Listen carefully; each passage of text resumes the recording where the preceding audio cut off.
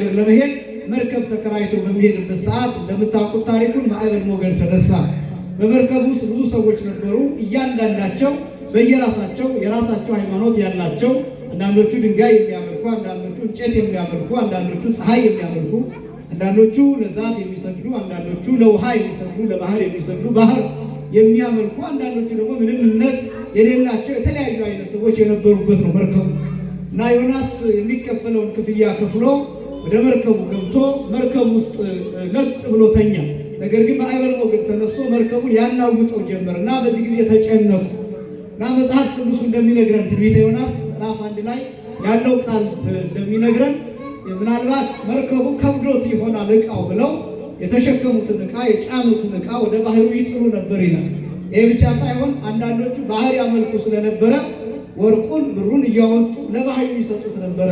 የባህሩ አምላክ ሆይ ማረን፣ የባህሩ ፈጣሪ ሆይ ማረን፣ በባህሩ ያለው የምትመለከው መስዋዕት የምትፈልገው ይህንን መስዋዕት ውሰድና ማረን ይቅር በለን እያሉ ከመደንገጣቸው የተነሳ ወደ ባህሩ ወርቃቸውን ብራቸውን እየጣሉ ያሟርቱ ነበር ይላሉ አባቶቻችን በትርጉማንና ዮናስ ግን በዚህ ጊዜ ተኝቶ ነበር እና ያን ጊዜ ዮናስን የሊቀ ሐመሩ ወይም ደግሞ የመርከቡ ኃላፊ ካፕቴኑ ወይም የመርከቡ ሹፌር እሱ ዮናስን ቀሰቀሰው። ለምንድን ነው የተኛኸው? ይሄ ሁሉ እየተጨነቀ ነው፣ ማዕበል ሞገድ ተነስቷል፣ መርከቡ ሊሰጥም ነው፣ ልንጠፋ ነው። አንተም ተነስና ወደ አምላክህ አመልክት፣ ምናልባት እሱ ይምረን ይሆናል ብሎ ለዮናስ ነገረ እና ዮናስ ግን የተናገረው አንድ ቃል ነው። ይሄ ያገኛችሁ በእኔ ምክንያት ነው፣ በእኔ ምክንያት ነው። አሁን ዮናስ የዋህ ቢሆን ርግብ ቢሆን በሁለቱ ነው የተገለጠው። ዮናስ የዋህ ነው፣ ርግብ ነው። ዮናስ ማለት ርግብ ማለት ነው፣ የዋህ ማለት ነው።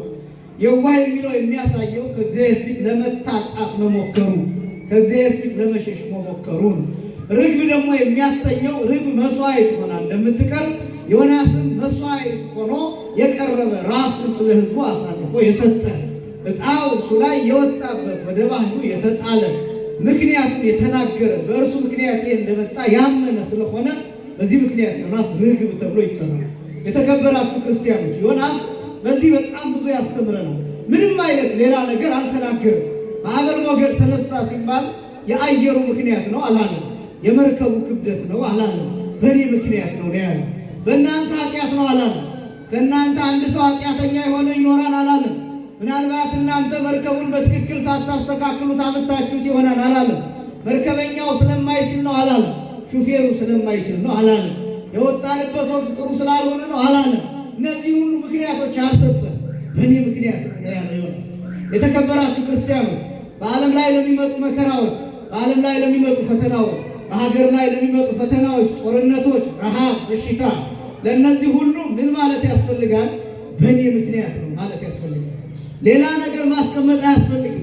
በጣም ብዙዎቻችን ጣቶቻችንን ወደ ሌሎች እየጠቆምን ሌሎችን እያሳየን እየተነተንን ወቅቱን እየተነተንን ፖለቲካ እየተነተንን ስልጣኑን የተረከቡትን ሰዎች እየተነተንን ሚኒስትሮቹን እየተነተንን ፓርቲዎቹን እየተነተንን ብዙ ነገር አጣን። በእኔ ምክንያት ነው ማለትን አጣን።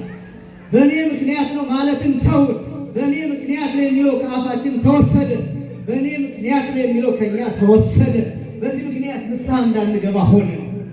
የዓለም አቀፍ መንግስታትን ተጠያቂዎች አድርገን ራሳችንን ተጠያቂዎች አናደርግም። በዚህ ምክንያት ለንስሐ የሚዘጋጅ ልብ አጣን።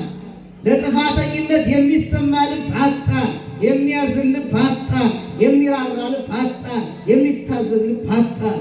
እንደ ሰም የሚቀልጥ እንደ ቄጤማ የሚጎዘጎዝ እንደ ምንጣፍ የሚነጠፍ ለእግዚአብሔር የሚታዘዝ የተስተካከለ ልብ አጣን። ለምን? ሌሎችን ተጠያቂ ስለምናደርግ በእኔ ምክንያት ነው ስለማንል ነው። እንዲያውም በየትዳራችሁ ተመልከቱ።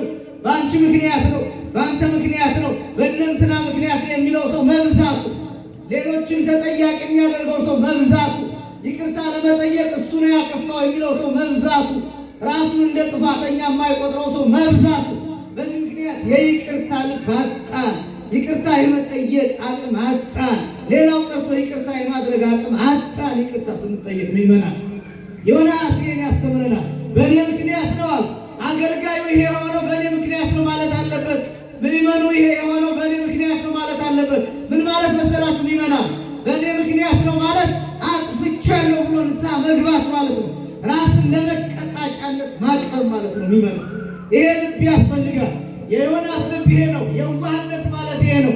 ጌታችን መድኃኒታችን ኢየሱስ ክርስቶስ በዮናስ ተመስሎ ተነግሯል። ራሱ እንደገለጠ በማቴዎስ ወንጌል ምዕራፍ 12 ከቁጥር 35 ጀምሮ ወናሁ ዘአብዩ ዮናስ አሎ እዚህ ነው። ከዮናስ የሚበልጠው እዚህ አለ። ዮናስ በአሳ ሆድ ውስጥ 3 ቀን 3 ሌሊት እንደቆየ እንዲሁ የሰው ልጅ በምድር ልብ ውስጥ በመቃብር ውስጥ 3 ቀንና 3 ሌሊት ይቆይ ዘንድ አለው ብሎ ጌታ ራሱን ከዮናስ ጋር አነጻጽሮ ተናግሯል። ለምን? ጌታ የዋህ ነው። ጌታ ርግብ ነው። ራሱን ቀጥቷል። ጌታ ስለኛ ራሱን በሞት ቀጥቷል። ስለኛ ራሱን በመስቀል ቀጥቷል። ጌታ ስለኛ ወደ ባህሩ ተጥሏል። ጌታ ወደ ሲኦል ወርዷል። ጌታ ወደ መቃብር ወርዷል። ጌታ ወደ ዝቅታ ስፍራ ወርዷል። ወደ አዘቅት ወርዷል።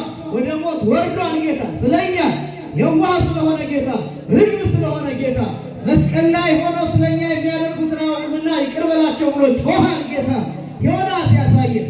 በእኛ ምክንያት ጌታ ሞተ፣ ግን በሱ ምክንያት እንደሆነ አድርጎ የሚያደርጉትን አያውቁምና ይቅር በላቸው። አምላኬ አምላኬ ለምን ተውከኝ እያለ እየጮኸ በመስቀል ላይ ሁላችንን ማዳንን ክብርና ምስጋና ለስም አጠራሩ ይሁን። አመስግኑ። ጌታ የዋህ ነው።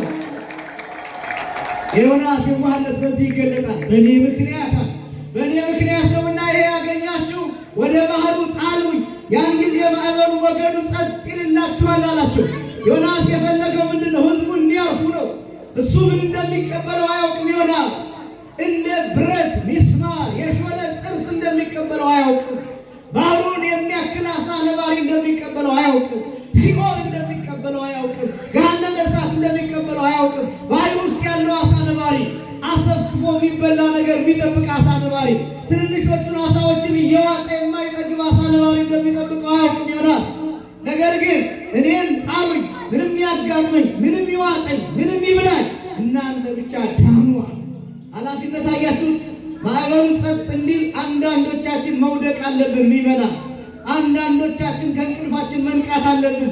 ንስሐ መግባት አለብን። መመለስ አለብን። ማዕበሉ ጸጥ እንዲል፣ ወገኑ ጸጥ እንዲል፣ አገሪቱ ላይ ያለው ዓለም ላይ ያለው የሕፃናት መገደል፣ የሕፃናት መደፈር፣ የሕዝብ ማለቅ፣ በዚህ ሰዓት እየተራቡ የሚሞቱ ሕፃናት፣ የእናቶቻቸውን ጡት ነክሰው እየሞቱ ያሉ ሕፃናት፣ እያጠቡ የሚሞቱ ሕፃናት፣ በሕይወት ያሉ ልጆቻቸው ጡታቸውን ነክሰው እነሱ ግን ሞተዋል ያሉ እየመሰላቸው የሬሳ ጡት ነክሰው እያለቀሱ ያሉ ሕፃናት አሉ በዚህ ሰዓት።